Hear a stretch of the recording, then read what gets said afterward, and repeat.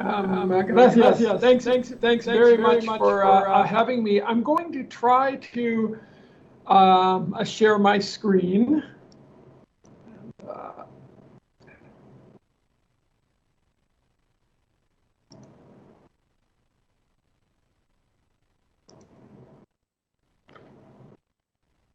Can Javier or someone, can you, is everyone seeing my screen? Can someone let me know if this is working?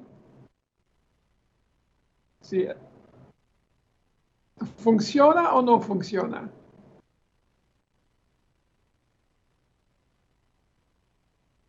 All right, I'm not hearing anything. I'm assuming though that this is, you are all seeing my screen?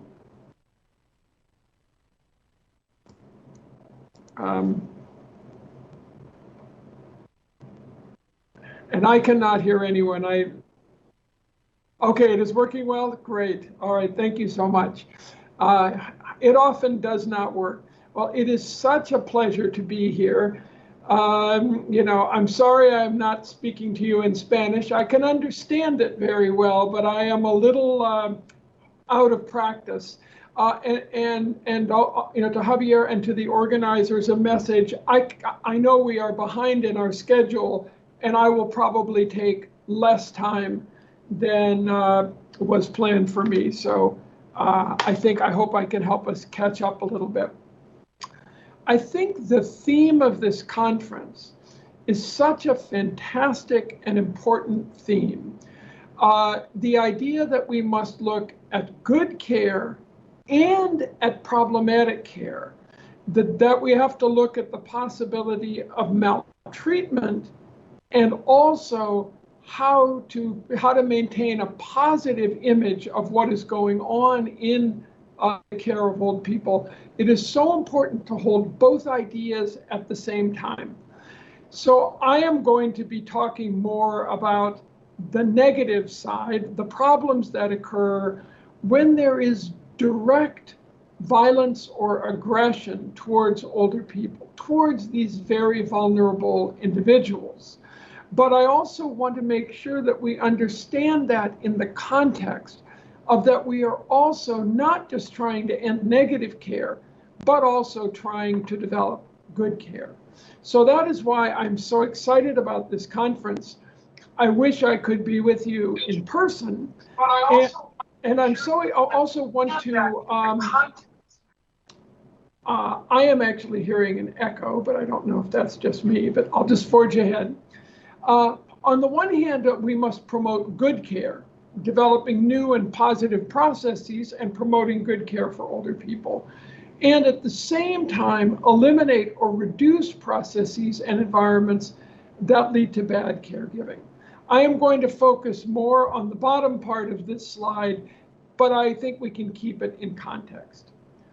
I want to talk today about a problem that often hides in the shadows, that often is one that we do not talk about and do not think about, but it is critically important in nursing homes, in other residences for older people. And I'm going to say that we need nationally, globally, and locally to try to eliminate violence in nursing homes. That everything else we do, also when I say nursing homes, I mean residential environments for older people. I know in different countries, these have different names, and they are configured differently, but so you know, I think I'm talking about group residences for older people. Violence in long-term care is easy to ignore, but now is the time that we have to confront it on the level of local residences and facilities and on the societal level. I think that we actually need a global campaign to eliminate violence in long-term care residences. Nursing homes, residences for older people, are often places that are staffed by kind and caring individuals who are providing the best care possible.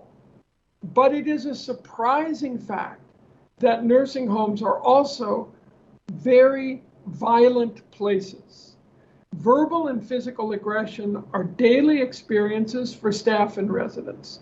So if you talk to anyone who works in a unit, in a residence for older people, especially one where people have problems with their memories, they have Alzheimer's or dementia, you will know that verbal aggression and violence, physical aggression, are daily experiences for residents and staff.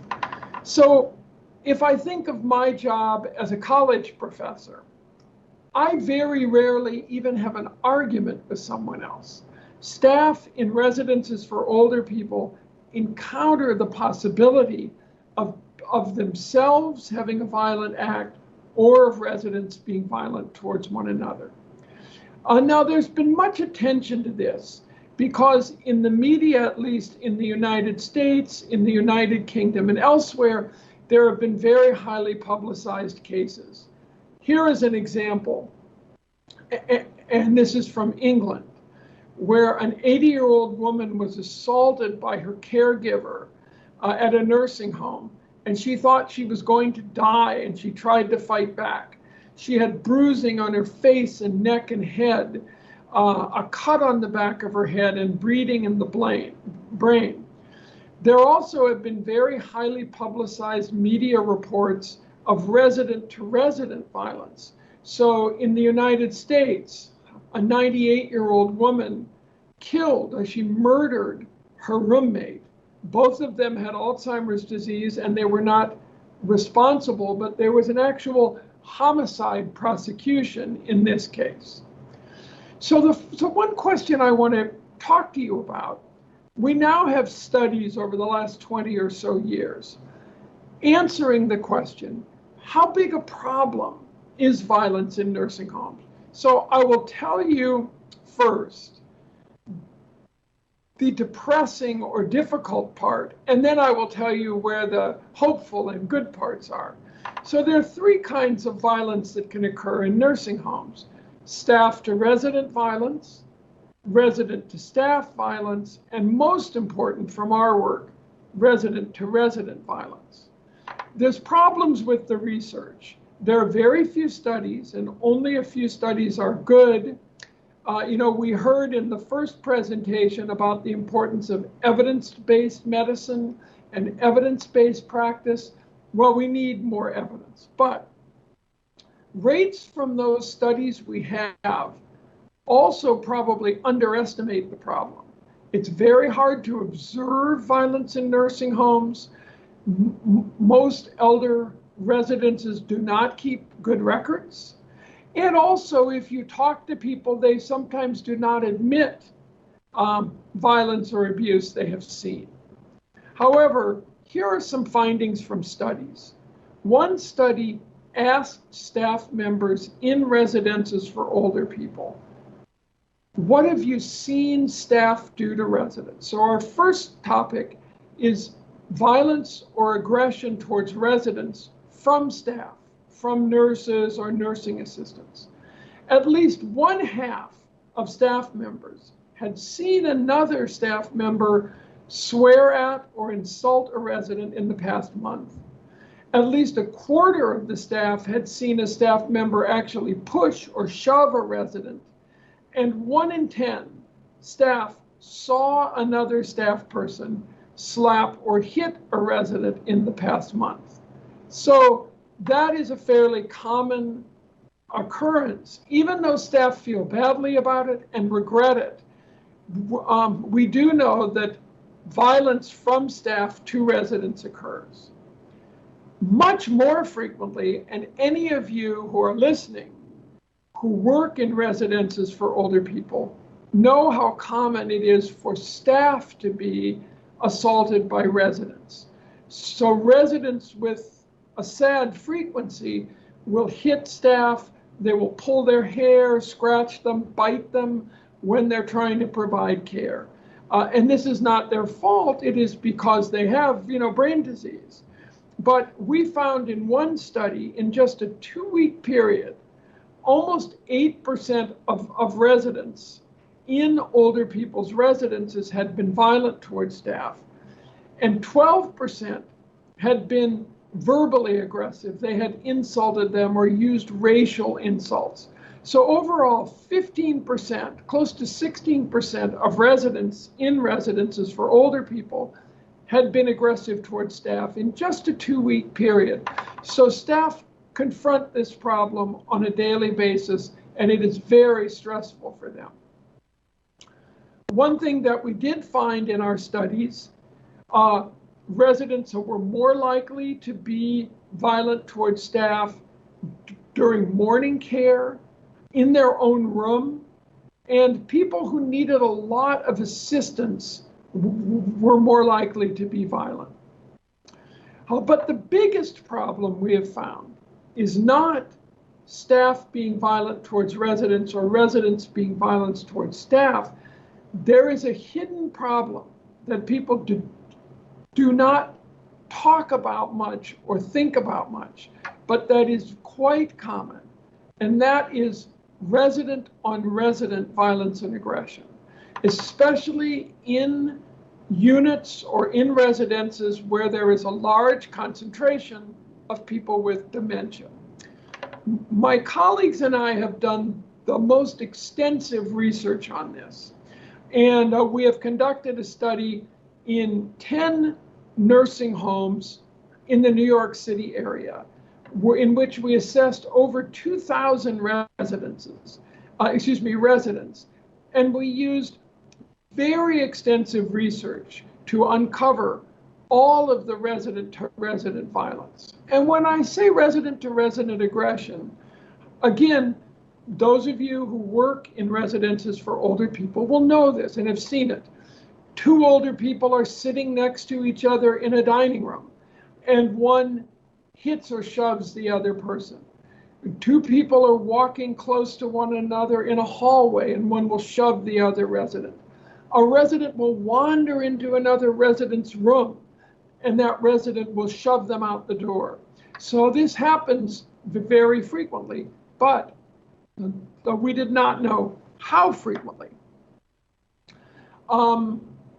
We found that the total prevalence in just 1 month, fully 20% of residents had been involved in an aggressive incident with another resident in just a month. If we translated that figure, and about 6% had a violent event with another resident. So as many as 6 in 100 residents had this happen. So that would mean in the United States that around 74,000 United States nursing home residents in a given month experience a violent altercation. That is a lot of people. That is many, many people, and it's a big problem. Verbal aggression occurred in around 16% of residents in just a month, and a sexual event of someone engaging in sexual aggression occurred in 1% of nursing home residents. We learned some things about who is likely to be involved in an event. It is not your sickest and most frail residents. It is people who are moving around, who are more ambulatory, who have dementia, who have roommates. They are able to go around and to get into one another's way. So we found it is younger and more ambulatory residents. Also residents in nursing homes with smaller staff numbers, where there is a shortage of staff, there is more RM. There is more of this resident-to-resident elder mistreatment. All of these types of aggression and violence in nursing homes lead to injuries. Because the residents are so frail and so impaired, even minor incidents can be very harmful, like if someone is pushed. But there is a lot of problems caused by residents seeing this happen. So if you're a resident who is not involved, but you see 2 people being violent towards one another, it affects your psychological well-being. It's very likely that being in these aggressive incidents leads to higher mortality, and it certainly has negative effects on staff. In surveys we have done, staff tell us they do not know how to handle these incidents, they feel powerless, and they do not know how to respond. So in the remainder of my time, I want to move to the positive side. What do we do to make a change? What can we do in nursing homes? How can we turn, the negative treatment into good treatment? And I will talk a little bit about that, and then we'll have time for questions. So there are three reasons. Why doesn't this problem change? Every one of you who is listening is, I am sure, nodding your head and saying, yes, we see violence and aggression, especially among residents. We see it frequently. It's a very common experience. It's a daily occurrence in nursing homes. Why don't we change it? So one is that this problem is unfortunately widely accepted. Second is we don't have enough information about it, so we are ignorant, and those two things lead to inaction. We have learned now in many studies, and other researchers have found the same thing, that violence and aggression in nursing homes, people stop seeing it. It becomes a routine feature of nursing home life. It is ubiquitous. It is ever present. So staff routinely overlook at it. And let me give you one example.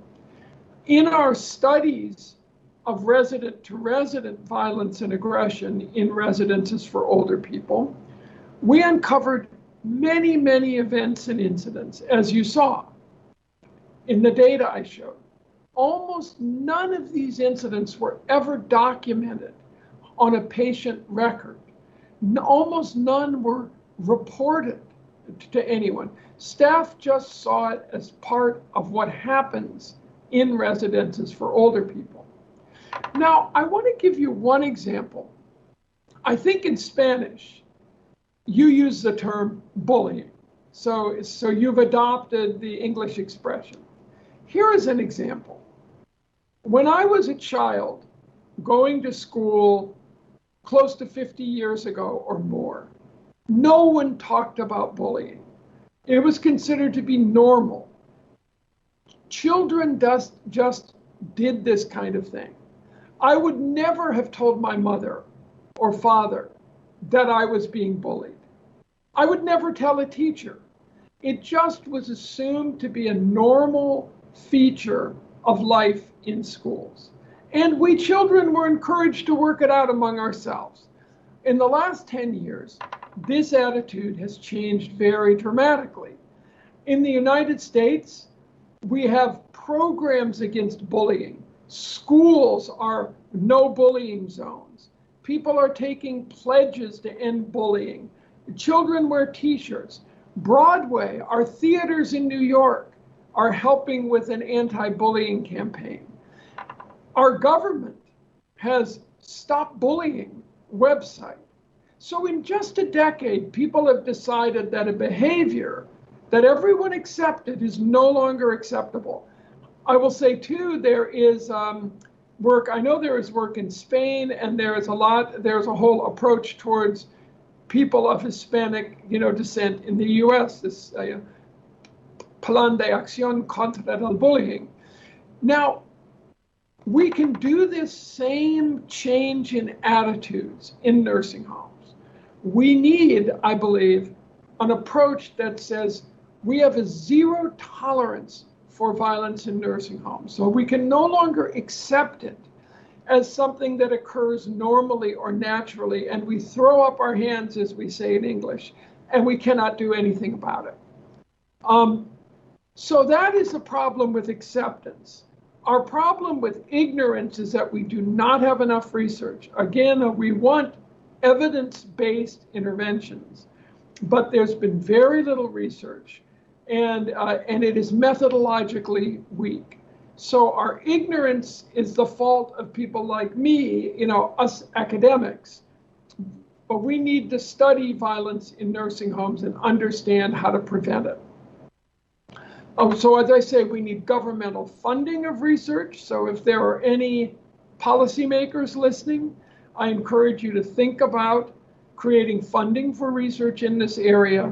And we need a very strong research agenda to understand why nursing homes have so much violence and aggression. So if you take acceptance, oh, there is nothing we can do about this problem, that attitude, and our lack of research knowledge, you get to inaction. So I want to say one last word about what residences for older people can do and what policymakers can do, and then I will stop. Improving training is one of the most important things that we can do. Even though nursing homes are filled, they have much violence and aggression, we very rarely train staff specifically in violence prevention. So staff need to know, what do I do when two residents are fighting? How do I separate them without hurting them?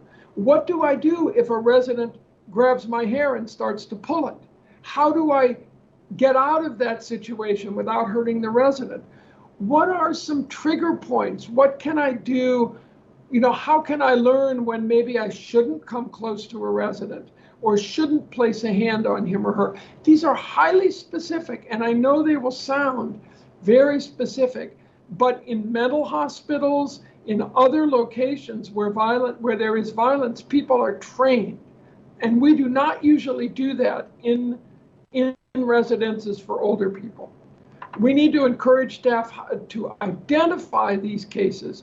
If they see two residents hitting one another, not just to let alone, but to think about the resident's care plan and bring in, a treatment. So plans of care need to address violence. And low staffing in residences for older people means more resident-to-resident aggression and violence. And finally, policymakers, both at the governmental level and in large-scale not-for-profits, NGOs, the one thing you can do, policymakers, is change this norm of acceptance. And we think that the World Health Organization should do this, and other major national and international groups, to change this norm that, because you have a concentration of people with dementia, there is always going to be violence and aggression towards residents. So I think that we need a campaign specifically focused on ending violence in nursing homes. We must strengthen data collection on extent and causes, that we have to understand what factors lead to higher rates of aggression and violence and how do we stop it. And we need to evaluate programs, again, coming back to the very good comments at the very beginning. What evidence-based programs can we create that will make aggression and violence in nursing homes lower? I think on the national level, in the United States, so we would like people to do this and elsewhere, is to have a comprehensive and a data-driven national plan. Those plans exist for child mistreatment.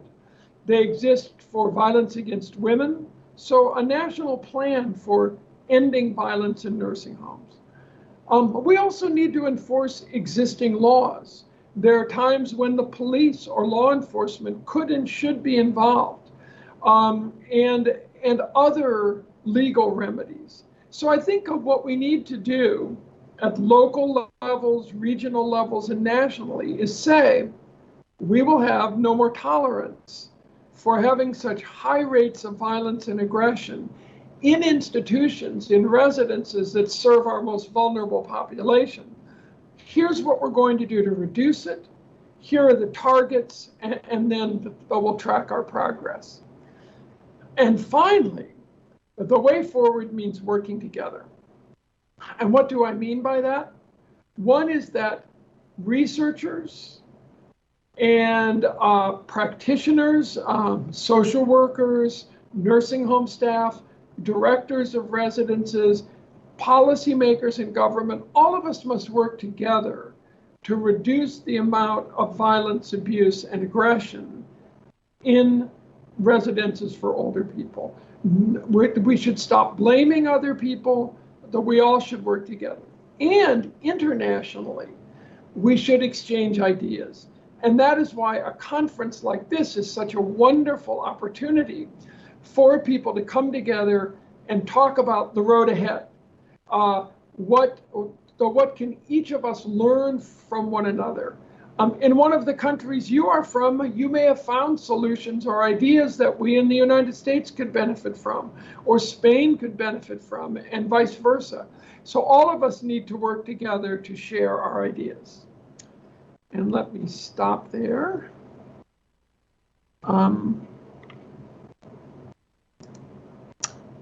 Now, I may need... have I stopped? Yes, it looks like I have stopped sharing. Is that right?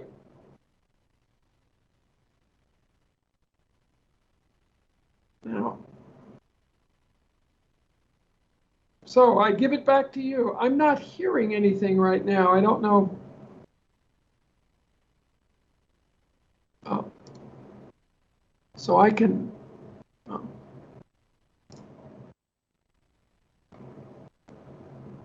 Oh, am I still? I'm not sure if I am still sharing.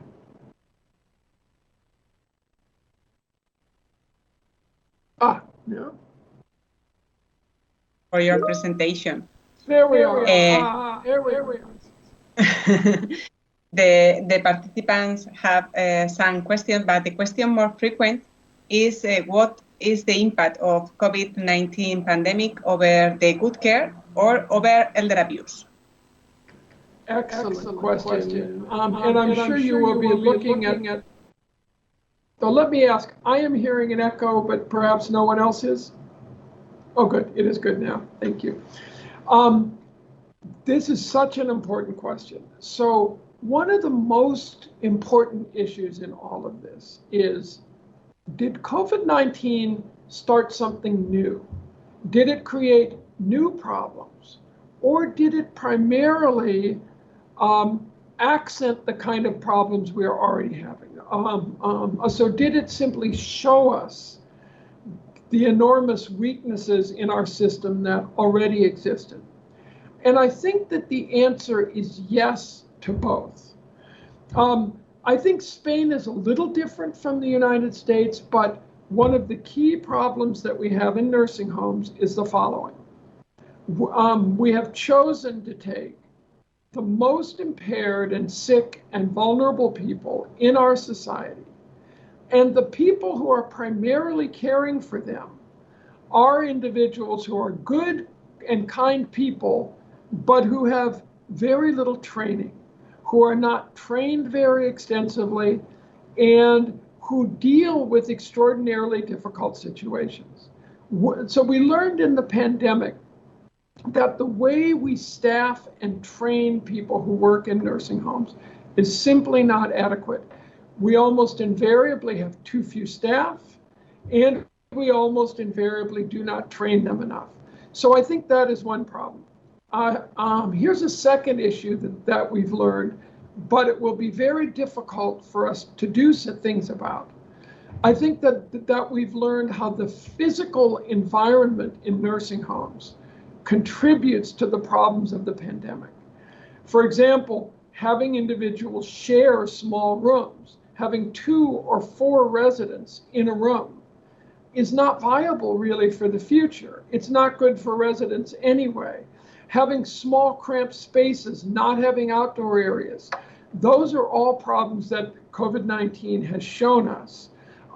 Third, and I will stop here, this was a system that was simply, in the United States at least, not prepared. It was extraordinarily difficult to get protective equipment to nursing homes. Even things like gloves or gowns or masks weren't available. So we have to be much, much better prepared, because pandemics are going to hit nursing homes first. So I think, I hope that the impact of the pandemic is to highlight the weaknesses and that we have the strength. I'm sorry, I will say one last thing. In the United States, people are going to stay home longer. They are going to do everything they can, I think, not to enter residences for older people now. There's going to be a massive demand for home care. and for the ability to stay home longer. Sorry, that was a long answer, but it was a very good question. Yeah. And the answer is very good. And I have another question. Violence in nursing homes is kind of a taboo issue. It is difficult for institutions to assume it is part of their daily routines. How can staff be trained to prevent when there is not such acceptance in the first term? It's a great question. So one thing, if people have my email address or anyone can contact me, we are developing, and if I had more time, I could have shown you, we have developed a program called Improving Resident Relationships in Nursing Homes or in residences. So we have created an evidence-based program for which there is a manual where staff are trained in a short time to recognize violent incidents and to report them and then how to deal with them. So there is one program that we can share. It is not yet in a Spanish translation, but for people who would like to see that program in English, that is something that we can offer. So one of the most important weapons that we have, the most important thing that we can do is to train staff in how to work with residents who are experiencing violence or who are being violent. The other key thing, if there is one thing that really works, but it is time consuming, and I'm sure you will talk about this later in the conference, so I will only say one word: person-centered care. Personalized care is one of the main cures for violence and aggression from residents. When we focus on the resident and create a specific care plan, then we can reduce some of the aggression. The idea is to look for the need behind the behavior. If someone is being aggressive, they are often either in pain, they are hungry, they are thirsty, they are bored, they have medication problems. The best way to deal with these is through training of staff and through understanding unmet resident needs that lead to violence and aggression. If we do that, I think we can reduce these rates to a very low number, but it takes those two things. Great question, thank you. Thank you so much, Karl. Thank you so much for all.